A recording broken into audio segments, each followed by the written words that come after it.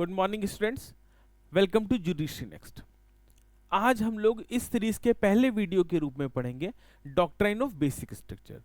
भारतीय संविधान की बात करें या कॉन्स्टिट्यूशनल लॉ की बात करें तो शायद सबसे बेसिक प्रिंसिपल में से ये प्रिंसिपल होगा या स्ट्रक्चर का डॉक्ट्राइन होगा।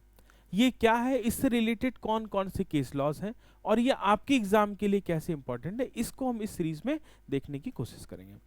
तो आप सबको पता होगा कि संविधान में बेसिक स्ट्रक्चर का कोई कॉन्सेप्ट नहीं दिया हुआ है। ये एक ऐसी अवधारणा है जिसे सुप्रीम कोर्ट लेकर आया था, ठीक है। तो सुप्रीम कोर्ट ने भी इसे क्लियरली डिफाइन नहीं किया है। तो बेसिक स्ट्रक्चर क्या है, क्या मिलाकर बनता है, it is not clearly defined by supreme court of India. But in various judicial pronouncement supreme Court ने हमें बताया कि ये चीजें क्या है, बेसिक स्ट्रक्चर है। अब बेसिक स्ट्रक्चर का मसला क्यों उठता है, देखिए कहानी ये शुरू होती है कॉन्स्टिट्यूशन के अमेंडमेंट से लेकर कि क्या पार्लियामेंट कितनी इम्पावर है कि वो संविधान के किस हद तक परिवर्तन कर सकती है या संविधान में किस हद तक संशोधन कर सकती है। यानी पार्लियामेंट की पावर के बारे में डिस्कशन हो रहा था कि वो कितना अमेंडमेंट कर सकती है, किन किन चीजों का अमेंडमेंट कर सकती है। तो सुप्रीम कोर्ट ने एक डॉक्ट्राइन लेकर आया केशवानंद भारती के केस में, जिससे हमने बोला बेसिक स्ट्रक्चर का आप जो चाहे वो परिवर्तन करें, बट संविधान का बेसिक स्ट्रक्चर या जो मूलभूत संरचना है वो डिस्टर्ब नहीं होनी चाहिए। उसके बाद अलग अलग केस में उन्होंने बता दिया। किसी केस में बताया कि जो आपके मूल अधिकार है, फंडामेंटल राइट है, वो बेसिक स्ट्रक्चर है। सेकुलरिज्म बेसिक स्ट्रक्चर है, फेडरलिज्म बेसिक स्ट्रक्चर है, जुडिशियल रिव्यू बेसिक स्ट्रक्चर है। अब यहाँ एग्जाम पॉइंट ऑफ व्यू से क्या पूछा जाएगा, एक तो बेसिक स्ट्रक्चर का कॉन्सेप्ट कहाँ से आता है, तो बहुत अच्छा आंसर है, सबको पता है, लगभग केशवानंद भारती केस है 1973 का।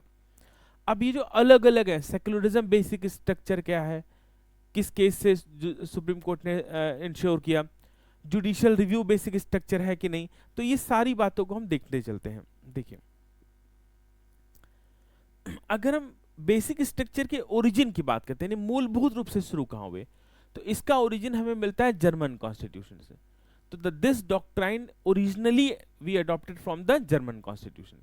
हुआ क्या, नाजी रिजीम के बाद कुछ लॉ को प्रोटेक्ट करने के लिए ये बेसिक स्ट्रक्चर का कॉन्स्टिट्यूशन बनाया गया था। बेसिक स्ट्रक्चर का लॉ जर्मनी में बनाया गया था, उसी कॉन्सेप्ट को हमने यहाँ पे अडॉप्ट किया है।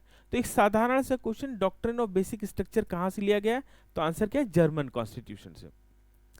अब यहाँ पे जजमेंट्स देखते चले, ये बात सबको क्लियर है। सबसे पहला केस जो था वो कहां से आया है, केशवानंद भारती केस से।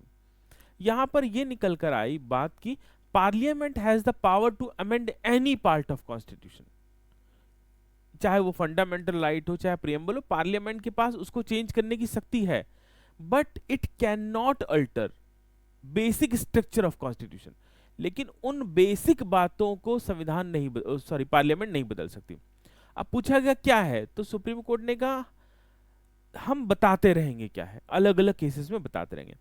और सेम बेसिक स्ट्रक्चर का कॉन्सेप्ट रीअफर्म्ड किया सुप्रीम कोर्ट ने इंदिरा नेहरू गांधी वर्सेस राजनारायण के केस में। इस केस के फैक्ट को समझते हुआ क्या कि इसमें इलेक्शन को लेकर एक अमेंडमेंट लॉ बनाने की, अमेंडमेंट एक्ट लाने की कोशिश की जा रही थी। 39th अमेंडमेंट है, इसमें कहा गया कि अगर प्रधानमंत्री के चुनाव में या लोकसभा स्पीकर के चुनाव में कोई डिस्प्यूट अराइज होता है तो किसी भी कोर्ट को उस डिस्प्यूट को सुनने का जुरिडिक्शन नहीं होगा। यानी सुप्रीम कोर्ट या हाई कोर्ट या कोई और भी कोर्ट प्रधानमंत्री के चुनाव संबंधी विवाद को या लोकसभा स्पीकर के चुनाव संबंधी विवाद को नहीं सुन सकेगा।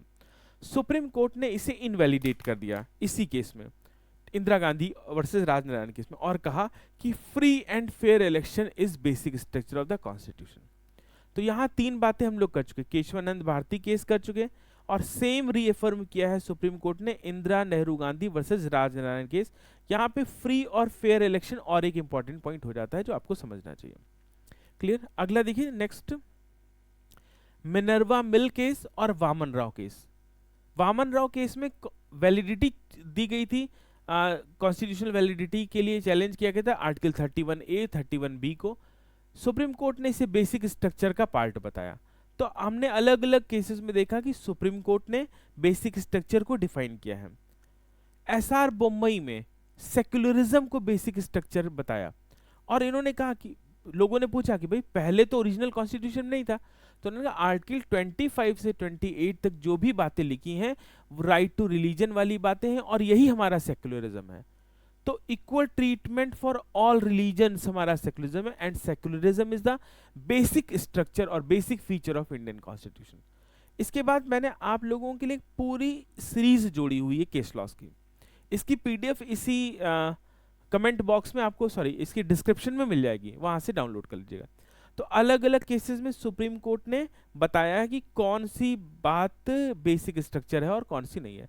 तो केशवानंद भारती केस हम लोग डिस्कस कर चुके हैं, इसी से बेसिक स्ट्रक्चर ऑफ कॉन्स्टिट्यूशन का एवोल्यूशन हुआ है। इंदिरा गांधी का केस हो गया, मिनर्वा मिल का केस हो गया। मिनर्वा मिल में फंडामेंटल राइट, डीपीएसपी, इन सबको बेसिक स्ट्रक्चर बताया। यहाँ कुछ इंपॉर्टेंट है जिसको मैं स्टार बना दे रहा हूँ, इसको ध्यान से दीजिएगा। Sampat Kumar versus Union of India, कहा कि आप कैसे देखेंगे, तो हम बार बार क्या कर सकते हैं, कोर्ट बार बार जुडिशियल रिव्यू कर सकती है। तो क्या जुडिशियल रिव्यू करने की पावर बेसिक स्ट्रक्चर है कि नहीं? तो SP Sampath Kumar versus Union of India 1987 में सुप्रीम कोर्ट ने कहा judicial review is a part of basic structure. Kihoto Hollohan versus Zachillhu, इस केस में सुप्रीम कोर्ट ने कहा parliamentary democracy and free and fair election is basic structure. इसी तरह से फेमस मंडल केस या Indira Sawhney versus Union of India case में रिजर्वेशन इन जॉब या सब्सटैंटिव इक्वालिटी वाला जो कॉन्सेप्ट है, इस कॉन्सेप्ट को सुप्रीम कोर्ट ने बेसिक स्ट्रक्चर का पार्ट माना। एसआर बोम्मई केस फिर से एक सेकुलरिज्म को बेसिक स्ट्रक्चर माना, और इसी केस में फेडरलिज्म को बेसिक स्ट्रक्चर माना। ये वही केस है जो बाबरी मस्जिद गिराने के समय 5 राज्यों में बीजेपी की सरकार को बर्खास्त किया गया था, उसी की कॉन्स्टिट्यूशनल वैलिडिटी को चैलेंज करते हुए ये केस आया था एसआर बोम्मई का। और कुछ केस देखिए, Chandra Kumar versus Union of India, इसमें इन्होंने कहा, सुप्रीम कोर्ट ने कहा judicial review can not be taken away from High Court and Supreme Court because this is the basic structure of Indian constitution. Clear? तो अगेन यहां पे कहा कि किसी भी हाई कोर्ट और सुप्रीम कोर्ट से जुडिशियल रिव्यू की पावर नहीं लिया जा सकता। L Chandra Kumar versus Union of India. तो ये सारे आप स्क्रीनशॉट लेके पढ़ लीजिएगा। एक ये वाला भी इंपॉर्टेंट है क्योंकि सबसे रिसेंट के देखिए 2015, 2017, 2021, ये सारे केसेस आपके लिए इंपॉर्टेंट है।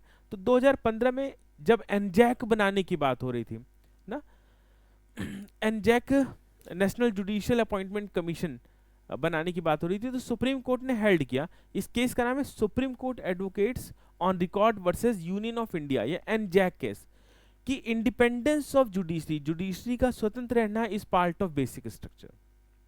Same Krishna Kumar Singh versus state of Bihar 2017 में सुप्रीम कोर्ट ने कहा अगेन कि judicial review is basic structure as well as rule of law is basic structure. तो ये जो सबसे लेटेस्ट वाले हैं ये पूछे जा सकते हैं।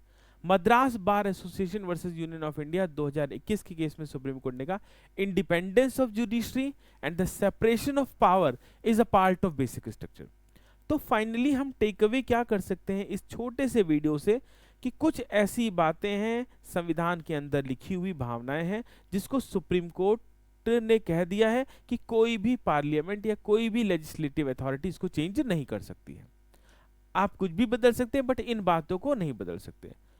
बट क्या क्या वो बातें हैं वो सुप्रीम कोर्ट ने क्लियरली नहीं बताया है। अलग अलग केसेस में अलग अलग बातों को इन्होंने बेसिक स्ट्रक्चर माना है। इसी तरह से अगले वाले में हम लोग पढ़ रहे होंगे डॉक्ट्राइन ऑफ टेरिटोरियल नेक्सस। तो ये इस सीरीज के जो वीडियोस है इसमें हम लोग ने छोटे छोटे वीडियोस बनाए हैं उन सारे डॉक्ट्राइन्स के, उन सारे मैगजीम्स के जो लॉ पॉइंट ऑफ व्यू से, जुडिशरी पॉइंट ऑफ व्यू से आपके लिए इंपॉर्टेंट है।